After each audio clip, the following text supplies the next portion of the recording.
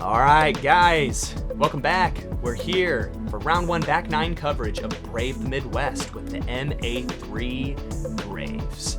Ben Wyckoff still in the booth. Oh yeah. Haven't gotten rid of him yet. Don't plan to. And you won't. Yeah, never. You can't get me out of here. Literally strapped himself down. He's not going nowhere.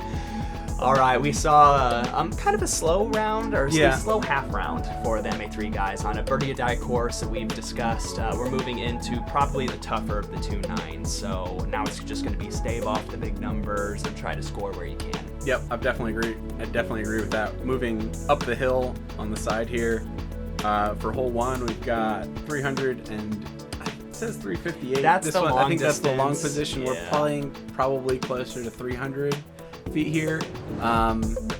Again, another shot that moves pretty severely to the left and uphill.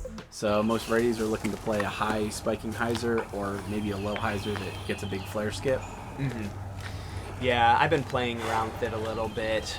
For those who like to throw the air, the up in the air shot, it's the trees that hang through the bend force players to really push it a little bit deeper.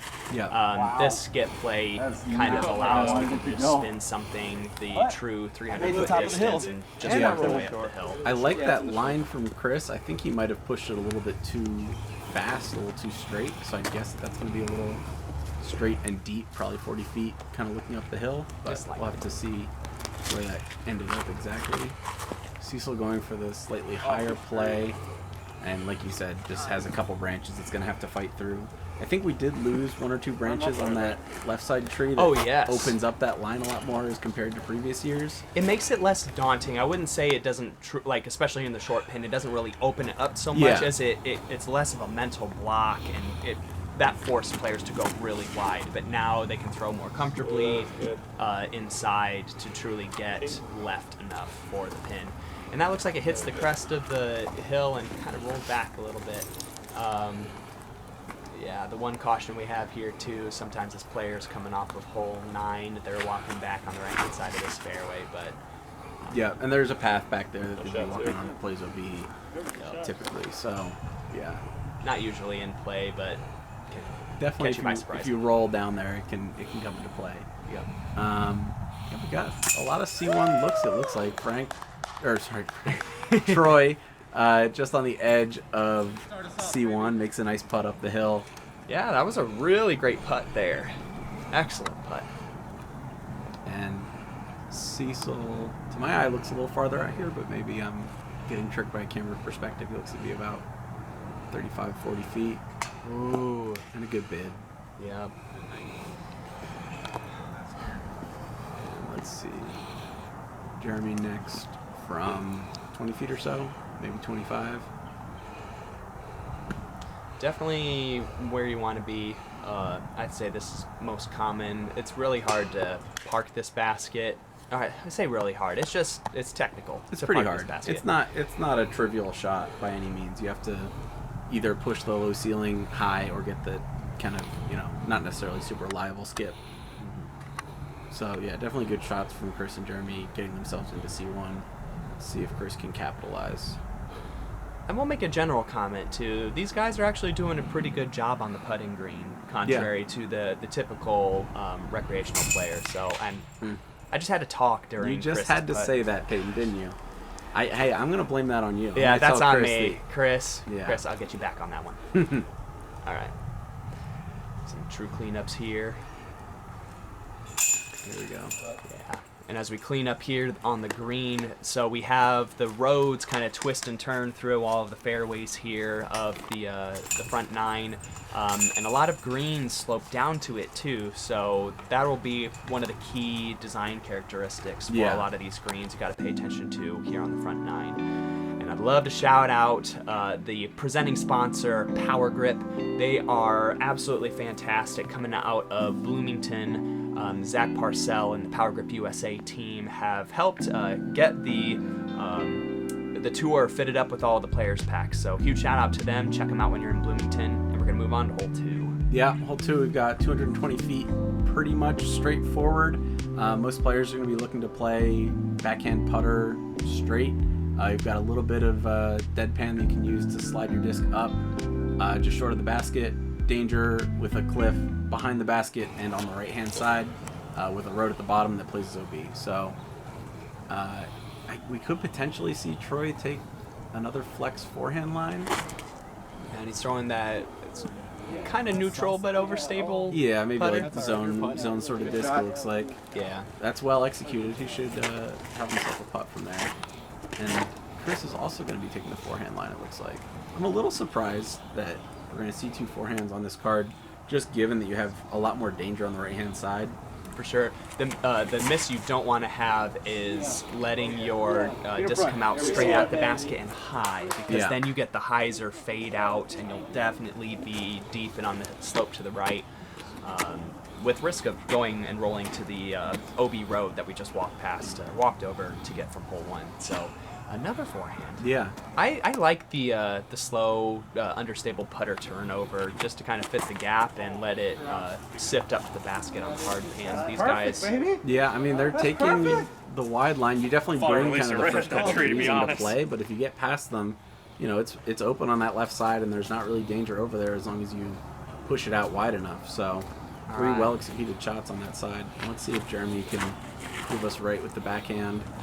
Puts it a little low. Yeah, a little bit early, a little low. Dude, you're putting. He'll be safe there, but Yeah, you are. Yeah, he slid all the way skidded, up. yeah, wow. he skidded up. There we go. Using the deadpan ground to his advantage there. Yep. And looks like we'll have 4 C1 looks.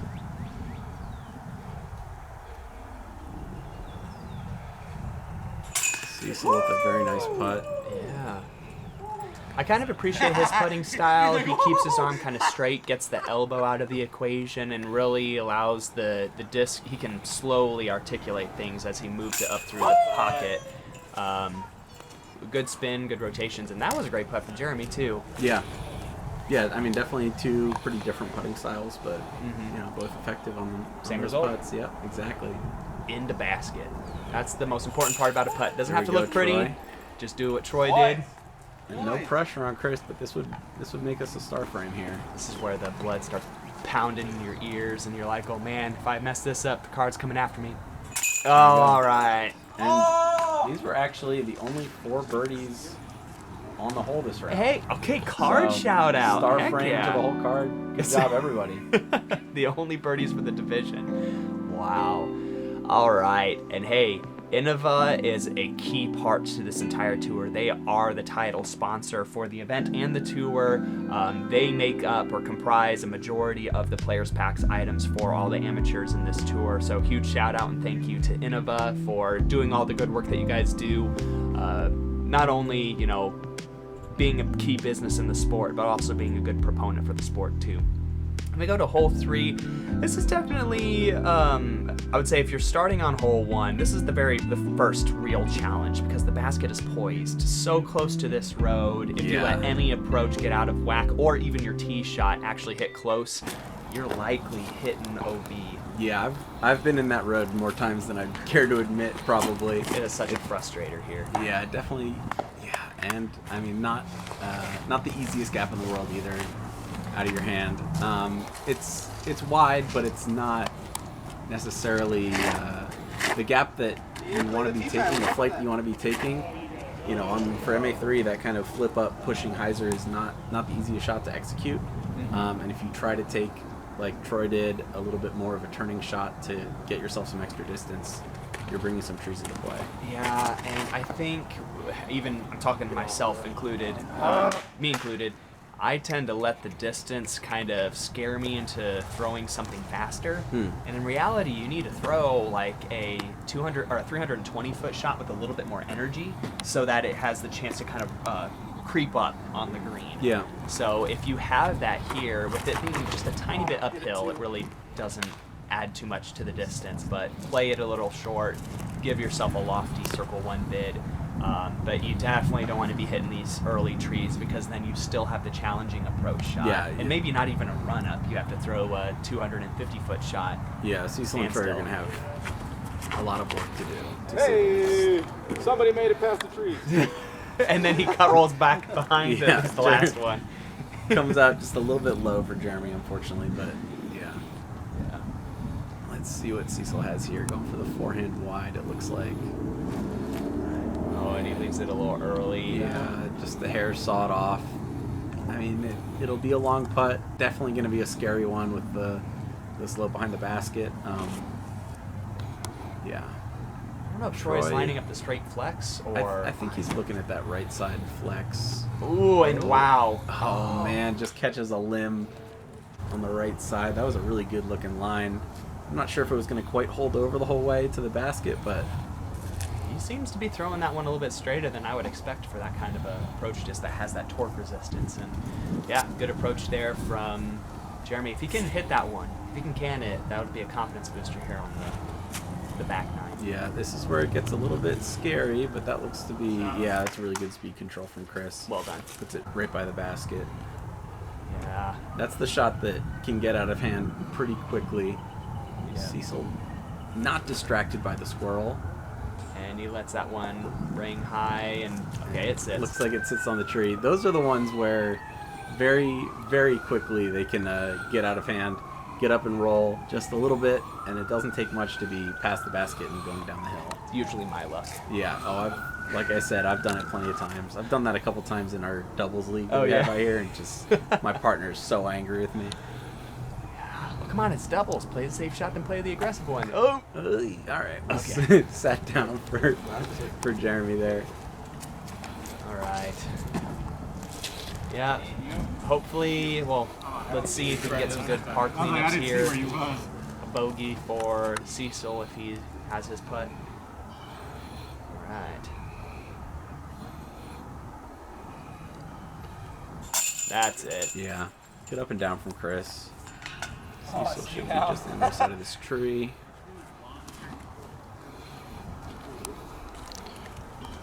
And it looks like we're past all of our birdie opportunities, and there's only one to shout out. Yeah, shout out Brad Bennett for the only birdie of the round in MA3. It's definitely a good grab. I would say this isn't obviously the hardest hole on the course, but like I said, when you're starting your round on hole 1 and you hit hole 3, it is the first real challenge of a hole. Yeah, I mean, it's definitely, let's see where it ranks. It plays as the 4th hardest hole, averages, you know, a third of a stroke over par, so definitely a good get, not one that par kills you on. Yeah, so for this division, you just take pars on the holes that can challenge you and try to bird on the shorter ones where you can. All right, guys, if you haven't heard about Underdog Sports yet, I feel like a broken record. Like, I'm always talking about Underdog on coverage, even my casual videos. They are an incredible partner to disc golf and all the other sports, junior events included for all sports in Central Illinois. Check them out in Peoria and Bloomington. Springfield, not Bloomington. You're absolutely right, Springfield. We can check out Power Grid in Bloomington. So, yeah, we got the 3 major cities here in Central Illinois already captured. So, yeah, go check them out. Hole 4, definitely a finicky hole. You're just trying to throw like an approach shot, but this, you know, compact dirt with no grass makes it go fast. Yep, you definitely have to have a little bit of touch coming in at the green, especially if you know, leave your first shot short. It's definitely potential for rollaways or big skips that can take you far away from the basket. And these pretty severe downhill by the green as well that you know, can get you into trouble if you're not careful. And I mean, this hole, it's really unique where if you can throw that flip up line that Troy did, you got a little bit more airspace to play with. But I mean, if you leak that neutral disc too far straight, it's just gliding all the way down to the road. Versus if you want to throw the more overstable disc on Chris's line, you also have a low ceiling to contend with this first branch, and you see the pulling it out a little farther to the right. Exactly. So you have to snap something like not super fast, but a lot of spin. So it just has like gently carries down the hill on a marginal degree of hyzer. Yep, that looked like a good line from Cecil. We'll see how close he ended up being. And that's Jeremy, the full line. Oh, taking the wide line, gets a little, you know, kiss. Yeah, a little touch on the limbs. He's gonna have a long look. Woo! Oh, that's a good bid. Hopefully it sits. And this green just punishes a disc that does not actually hit chains. Yeah. It usually stands up, rolls over the retaining walls here. Yeah, not good. I will say there's also a little additional hazard here in warm seasons. There's actually like ground hornets that like to nest in the far side. Oh, hey, nice There little we linger go. there. A little shout out to Die to Self as well. A little early shout out. There you go. We'll get to them later. Yeah, we'll get to them. Yeah. Yeah, this was a very nice drive from Cecil. Capitalize. There we go. Heck Sneaks yeah. it over the rim. Yeah, these Way to get it roots can back. be your friend or your enemy as you're entering the green too. They can catch it, and it looks like he was kind of in the crook of it, so it kind of held onto his disc, whereas sometimes it stands it up on edge and lets it roll. You just never know. He had a well-controlled drive, though. It was coming in relatively soft, so I think, All right. I don't think any luck involved there. I will agree with you. I'm just merely mentioning that sometimes luck plays a factor. Oh, certainly. I won't disagree with you there. Oh, yeah. Yeah, a It's good been par there. save from Jeremy. Coming back up the hill. MA2. And it's a great drive from Troy. Yeah. Dropping in for birdie. Hey, don't miss that. Yeah, and Having to dodge the CTP flag for Chris. yeah. And Cecil looking, is this our division? Nah, this is the MA2 CTP. Back off. Just back off. All right. Shout out to my sponsor and also an awesome sponsor for like an increasing number of events here in Central Illinois. OTB has been really coming through for the Greater Peoria Tour for me, for a lot of other charitable events here in the area. So OTB, go check them out online. Probably the best retailer, in my opinion, online retailer for disc golf merch. And hole 5, this one, albeit this is shorter than 289. I think it's Yeah, I a think it's 230 215 foot. or so. Yeah. But definitely plays tricky. Kind of our first left to right moving shot that we have to throw in the round. Yeah, not the widest gap. Most players are going to be looking to throw a backhand turnover, although it looks like Troy's taking this sneaky right side line with the forehand flex, and that is very well executed. Yeah, it just filters up on the ground up to the green. So Yeah. as soon as you crest the hill, you're only like 15, 18 feet from the basket. So the question is, are you throwing a backhand? Yeah, flip up? I'm throwing like a kind of semi-stable mid-range, just on the Okay. straight to flip up line. On the lefty line. Yeah, Got looks like it. Cecil's taking a fairway at the same line. Probably needs to sit up by the green, but good shot to hit the gap and, give yourself a putt. Wow, For sure. that was still pretty close. And it looks, I would guess Chris is taking the forehand flip up line as opposed to the flex that Troy took, but let's see. Honestly, yeah, if you want to just take the challenge of the gap early, you can do the flex line that Troy does. And I've come to find that any line that goes through this main gap to the left is contending with the trees there on the left for the forehand, or the late tree, like just right of the crest of the hill. Yeah. For the backhand. So it's take your pick. Which gap do you really want to challenge yourself on? And that backhand turnover line is usually what I take, and so it's the very last tree that's the one to miss. And Yeah, it was a well-executed shot from Chris. Like you said, the last tree kind of on the straight down the fairway was one to miss. Unfortunately, Jeremy, the early release on his backhand and then another on the approach, so he's going to be looking to get up and down to save bogey here. Yeah, this is a very common landing zone, or it's not landing zone, just a filtering place for discs. Catch one of these trees and just kind of counter roll back. Great out. Good out. Yeah, and Great unfortunately out. not really a spot you can give it a clean run from. Troy taking advantage of early in the season tournament. I think this time of year, the line that he took, the forehand flex line, is a lot taller and a lot more bushy. So Fair enough. Yeah, and I guess that's something unique throughout the entire year. If you're used to playing a course in a particular season, check it out in the off season to see what happens with the foliage being gone. yeah. So Cecil did go a little bit deep with the kind of the fairway, the faster disc there, but very nice comeback putt to secure his birdie. Mm-hmm. And yeah, Chris taking kind of the pure line, I would say. At least the pure for the forehand line. Yeah, very well executed. I'm gonna start challenging myself a little bit more to kind of just chuck something into the hillside. And Yeah, I mean, let that especially kind of in the short basket position, as long as you put something kind of 3/4 of the way up the hill, it should filter forward. We're not even going to talk about the lawn The position. lawn- the lawn is a No, whole that different doesn't story. exist right now because that's a whole different hole. Go check out last year's coverage for it. Watch me miss a like 15-foot putt for birdie. Oh, sure. All right. And now everyone's going to go do that. Hopefully. All right. All right. You've seen the CTP flags. Die to Self, Jim Fowler doing some really, really cool and very good disc dies to new plastic, used plastic. He's got something for everyone, so go check him out on Facebook. And also check him out in one of these events in person. He's out at every single event. So definitely... he's a fun guy to be with on the tour stops. So we have a really short 200-foot par 3, hole 6. Just pick your gap straight at it through these trees here that act like goalposts, or out to the right on a hyzer, or out to the left on a forehand line. And that you need to go between the trees there, Cecil. Yeah. Again, a little bit of a slope down towards the OB on the left-hand side here, the OB road. Like you said, either the hyzer on the right-hand side or just straight up the gut with either a backhand or a forehand works. Yeah.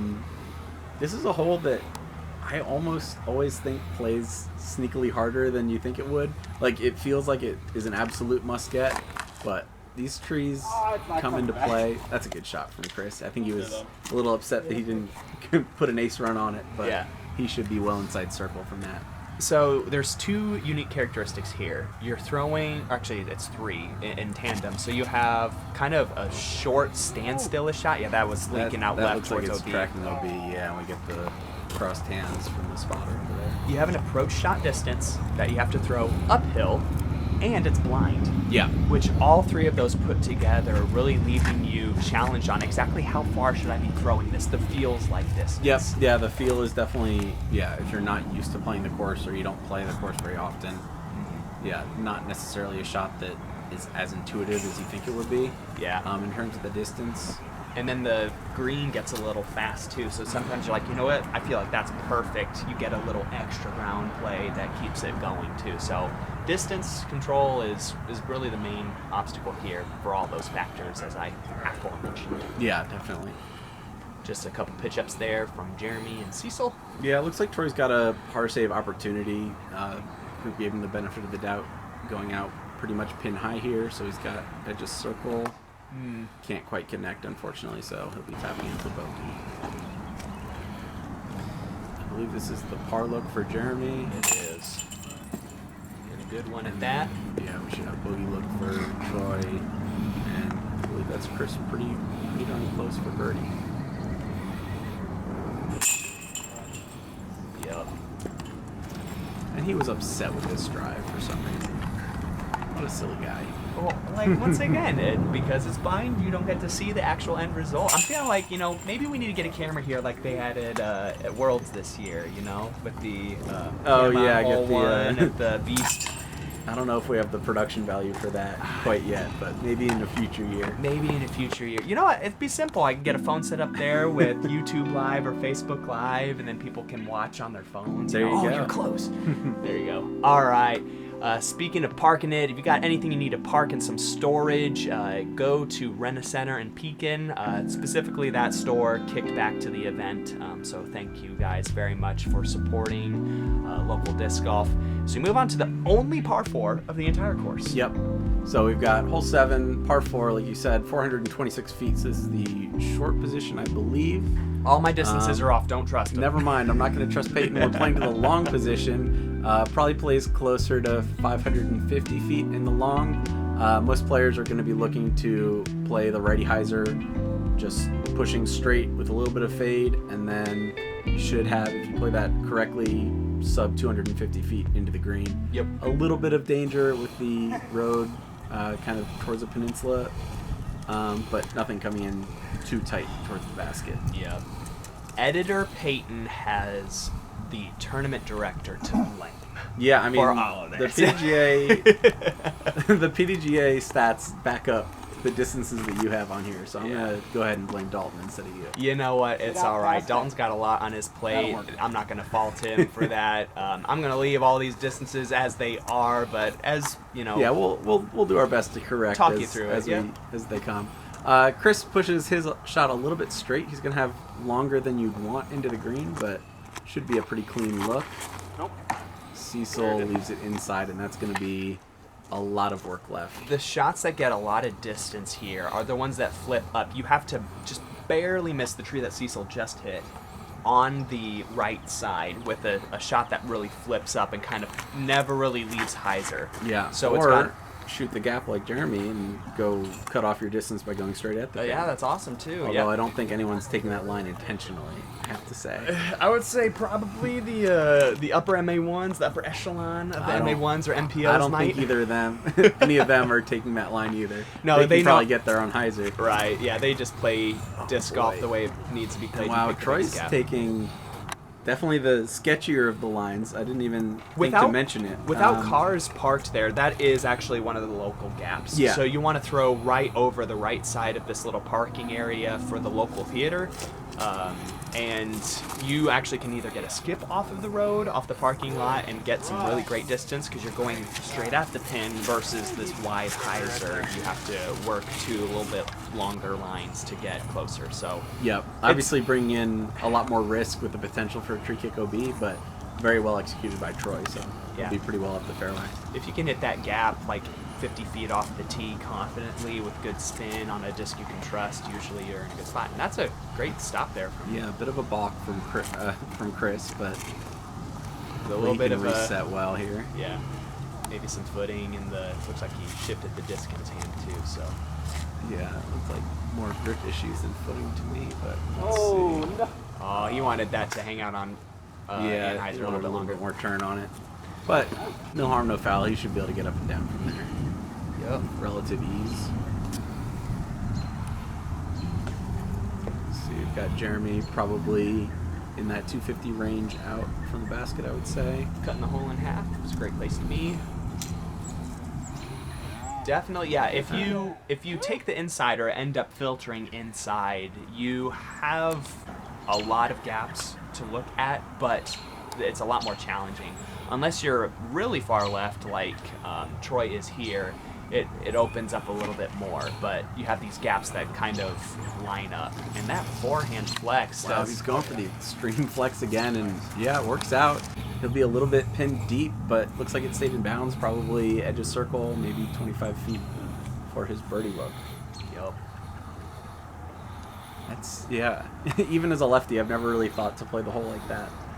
Well, yeah, so it'll change over the course of the day, too. So if you come out here in the afternoon, there's a lot more cars parked out there, and odds are that line is taken away from you. So don't ever put all your eggs in that basket. That is true. Well, I like throwing the roller on it anyway. Oh, yeah, you always do a good job. And actually, I think you had that on the last year's coverage as well. Yep. Yeah. Cecil, that needs to sit. That's going to be close to the out of bounds deep. I think he stayed in bounds, but... Yeah, Chris wants to make this one for his par. Yeah, from 8's tee pad, it looks like. Hangs it out a little bit high, but not too bad. Now for bogey. Yeah. You see a little bit of a breeze here. It's not too much, but it is something to factor in. Cecil does a little wind check there. You know it's in their minds as they putt here. Yep, letting the car pass. Hopefully no one's got them on a stopwatch here. Nah, they've got good pace. Usually, and that's a good conversation piece. Oh, a little skip there. Usually, as long as the card has good pace, you know, it's a give and take. Someone plays really quick, and someone maybe is a little bit slower. In the grand scheme of things, you want to be able to compete with someone who plays their usual golf, right? So as soon as you mention someone, hey, you took a little bit longer than you needed to there, it kind of worms their way into their head and they play differently. Yeah. So as long as the card keeps pace, great bird there from Troy. And I consider, that an unconventional way to play the hole, but did it. Yeah. Well, I mean, hey, well executed. Hard to argue with it. Yeah. Yeah, Cecil's going to have a, not a gimme putt here by any means. A tester for his par, I believe. Yes. Yeah, this is one where most players in all divisions at least have the ability to cut the hole in half and to do it somewhat accurately. Yeah. They're wanting to get the bird on this for sure, but yeah, sometimes it can stack up. If you pull out a 3-putt on the green, it'll definitely turn a bird into a bogey quickly. Yeah, and I mean, it's a little surprising to me looking at it. We actually had 44% bogey or worse on this hole. Wow. Yeah, I mean, it definitely, in my opinion, plays as one of the easier holes on the course, kind of being the only par 4, but I guess for this division, not how it played out today. That's all right. We'll see how it shakes out for round 2. Could be just a lot of expectations here first round. Yeah. Players kind of over challenge themselves and overcomplicate what is a typically routine hole. Yeah. All right, Jeremy. Spinny here. Yeah, There we good go. putt for Good an birdie. excellent bird. Yeah. That's exactly how you want to play it, just like Jeremy did. Watch that again and see how he did it. Jeremy? 3. Nice little reaction from the card there. Yep. All right, gotta game it on, guys. If you have any fun needs for video games for an event of any variety, a wedding, a bachelor party, just a good old game night, check out Game On Facebook online. They can get you guys set up with some really fun arcade and virtual reality games too, so go see them. And hole 8, 259-foot par 3. This one is definitely it's a gap hit for sure, and just whatever you can to hit the gap initially off the tee, and you'll want to be hitting something just a little shy of the basket here and letting this packed dirt carry you up close to the basket. So very common line here is actually backhand Anheuser Flex for our righties. Yep. It opens up I would say most of the latter half of the fairway and fits the shape well. You're just challenged by hitting this one tree with pretty much the entire face stripped off of it. It's the one tree to really miss. Yep, and you have to be careful with your stability as well. If you play something too overstable, you're definitely bringing the road on the left into play. Just like Troy just about did. Yeah, it stayed safe, but you know, a longer look than he's hoping for, I believe, off the shot here. And Chris actually doing I mean, that's a high IQ move here. He's standing on the front left corner of the tee pad, which actually opens the fairway up the most. Yeah. So if you can do the standstill shot and you stand on the left tip of the tee pad, you're actually giving yourself a fighting chance to get up the gap. And he clips the one tree there in the middle. That's kind of one you have to choose. The forehand goes left. Oh, that the came out of the backhand hand really right. weird. It's really Yeah, it's kind of the defining factor. defining tree of that gap for sure. That and the V tree straight. Either pushing between those or to either side can play. And a little turnover here from Cecil. Yeah, catches that V tree. Fortunate to kick to the right instead of the left. Keeps him well in bounds. Should be a pretty routine up and down for par. Yes, sir. Let's see, Chris, not quite as routine here. Gonna have to split these two trees, it looks like, on a little backhand flex. He's evaluating the Unless forehand. unless he's gonna throw the forehand flex or the backhand flex. He's gonna throw one of them. He's gonna switch it. There it is, little backhand. Catches the late tree. You should have a putt. Yep. Little floater here from Cecil. Ooh! Gives it a little bit. Heck Good yeah. shot from Cecil. Troy, right around the edge of circle 2, I believe. Playing pretty uphill, so this is a tough putt. Parked Yeah. the other position. Oh, yeah. And Jeremy with the birdie look. Oh, that's a very nice yes. putt from 40 feet or so. Yeah. You're strutting that down. There we go. Bada bing. Well done, Jeremy. All right, and we're moving very close to the end of the round here. We'll do a little score check-in. So, no one really like setting themselves apart. The rest of the division, at least top competitors, are just barely under par. Maybe to be expected. Yeah. The MA3 division for sure. Yeah. So got Cecil closing out a par putt here. So he and Chris kind of leading the card, and I think on the upper part of the division as well. So they're going to want to close out hole 9 to retain their lead card position. Yeah, we've got a decent sized field for MA3, I believe, 18 players for this tournament. So, yeah, I think that 2 down is going to be kind of pushing towards the bottom of lead card for the second round. Yep. So getting a bird here would be incredible. Before we do that, Treasures of the Forest, a group of guys that likes to head out, hit the trails, find some really cool pieces of nature, and turn it into minis. It's really, really cool to see the unique things that they find and then turn out into a mini as well. So we move into probably it is the hardest hole on the course. Yeah, it is playing as the hardest hole on the course for this round.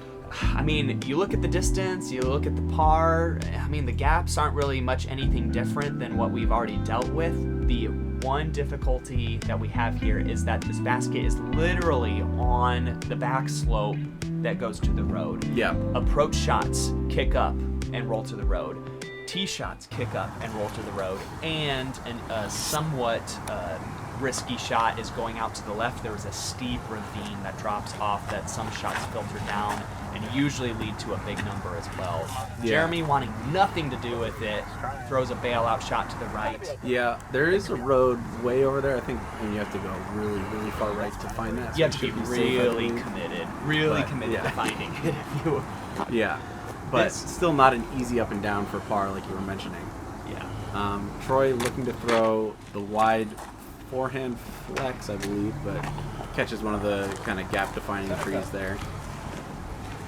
There is a kind of power forehand and or lefty line far on the left side, but if you catch a tree on that side, you will be going down into the ravine, and it is very much not fun and not the place you want to be. So probably the better result for Troy to stay in the fairway there. Chris is trying that far left line and gets a kick back towards the fairway, which is very fortunate. Yeah. And it looks like Cecil's going to be taking this kind of left hyzer line as well. If you're confident hitting the gap, I like this play for a par. It's sneaky difficult to get all the power you need to get all the way down there for a birdie look on the wide line. Although that's the way to do it. Well thrown by Cecil. It's going to need a skip back. Looks like it Good shot. maybe got a dud skip. He should have a pretty decent look at getting up and down though. Long way to go for Troy here. Yeah, this is what usually you throw something into the green that's a little fast and it skips, gets on angle, and rolls to the road. Or you leave it a little too short and try to run the putt, and it does the same thing, stands up, goes right. So this is what we're talking about here. I thought, based on Chris's reaction, I thought he got a kick back to the fairway, but he is, I mean, he's probably 20 feet below the cameraman's feet here. Yeah. He's way down in the bottom of the ravine, just trying to throw a bailout shot, getting back up to the top of the plateau here. I'm never going to criticize good coursework, and the Park District keeps this fairway nice and clean despite all of the leaves that come down in the fall. But all the leaves go into that ravine. Every single one of them. That's where all the runoff goes. I know, just but nature. There's so many discs that get lost down there, and it's just because it is like 3 feet deep of just soft leaves that just sucks everything up. So nearly impossible to find something when you're down there, but luckily no lost discs here for the card. We have some really interesting upshots here. That was a very nice drive from Cecil. Easy upshot for what should be a drop-in birdie, or a drop-in par. Basically plays like a drop-in birdie today in this division, so. Absolutely. We want to keep this close here. Troy giving it a run. Yeah, and that's... Slow down. Oh, boy, that's the danger. Looks like he Oh, no. It rolled to road and stayed on the other side of the curb. Yeah, that's... Like you were mentioning, that's the danger of this green. It's why it's playing as the hardest hole of the day. It got me this round, too. Yeah. Literally that. My disc stood up on angle after literally putting it underneath the basket, clipped a root, stood on angle, went down. So, yeah, this hole has my number. It's got Troy's number, too. Gosh. Hopefully it doesn't call anytime soon. Yeah. Only calls when I'm on the course. So. There you go. Honestly, a good bogey save from where Chris was after his drive. For sure. Yeah, and honestly, this hole playing nearly a whole stroke over. It's 0.78 strokes over par. Yeah. Getting the 4 is really not that bad. You would love to get the par. 44% of the MA3 guys actually getting the par, which is good. Yeah. Got one from Jeremy there. Yeah, you'll take strokes on some people, and sometimes even the leader, because you get some of that, just the rollaways. Yeah, definitely. Unfortunate No birdies on the day, or on the round at least, so. Yeah, we'll see what round 2 has for us. Yeah. But as we clean up here, guys, once again, thank you for coming back to the channel and checking out the Brave Midwest. I want to keep things interesting, get you guys more divisions, kind of let you guys see how people carve up these courses, and definitely a local favorite here. This is a highly trafficked course. I hope you guys are enjoying the coverage, but we will. Right? Yeah, I've got a giveaway, guys. Thank you for plugging that in too. So if you guys can look for the instructions in the description below, you guys have the chance to win a player's pack from the Brave Midwest event. So check it out down there, figure out how you get entered, and we will bring you guys some new players here on the back 9. We'll see you there.